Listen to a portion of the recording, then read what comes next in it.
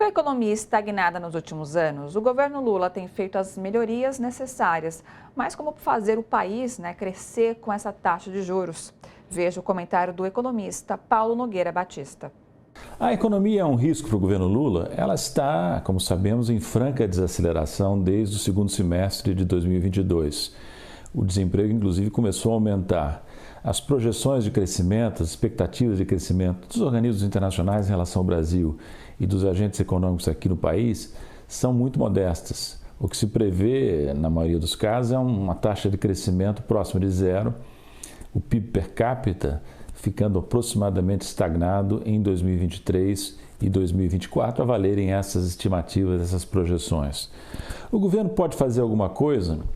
Não só pode, como já fez. O governo tomou algumas medidas que são distributivas e, ao mesmo tempo, estimulam o crescimento. Por exemplo, o aumento moderado do salário mínimo em termos reais, o aumento também moderado da faixa de isenção do imposto de renda à pessoa física e também a ampliação gradual do programa de renda mínima, do programa de renda básica pelo ministro Wellington Dias, né?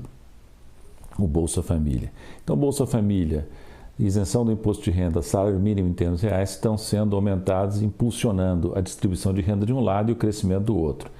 O problema qual é? É que essas medidas na área social, essas medidas distributivas, estão sendo, não digo totalmente anuladas, mas em grande parte anuladas pela política macroeconômica, que pode inclusive se sobrepor aos efeitos dela. Por exemplo, a política de juros muito altos, praticada pelo Banco Central. O Brasil está entre os juros reais mais altos do mundo, como se sabe.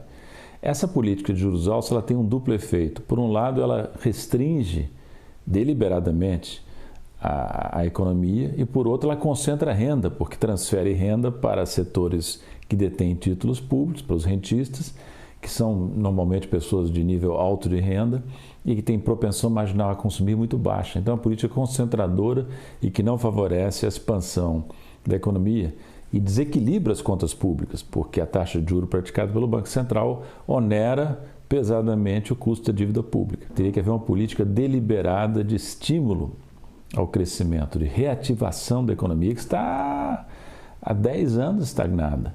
O que se espera do governo Lula é que ele bote a economia em movimento. Isso significaria, por exemplo, rever as metas de inflação para cima, o que não é nada de excepcional, já aconteceu muito no passado, por exemplo, no governo Fernando Henrique, para dar um exemplo entre outros. Essa revisão das metas daria espaço para o Banco Central praticar juros reais menos escorchantes, menos positivos em termos reais. A política fiscal deve ter um conteúdo moderadamente expansivo, pelo menos moderadamente, ou seja, deve atuar no sentido de impulsionar a economia. Então, a regra fiscal que será adotada não pode impedir a política fiscal de ter um papel ativo. E os bancos públicos, BNDES, Banco do Brasil e Caixa Econômica, têm que ser movimentados, mobilizados para esse esforço comum de gerar expansão da economia, de proporcionar o crédito necessário à expansão, se os bancos privados não o fazem na medida certa. Então, essa é a combinação que teria que ser feita. Política monetária mais branda, política fiscal ativa e bancos públicos atuando para promover o crescimento do crédito e da economia.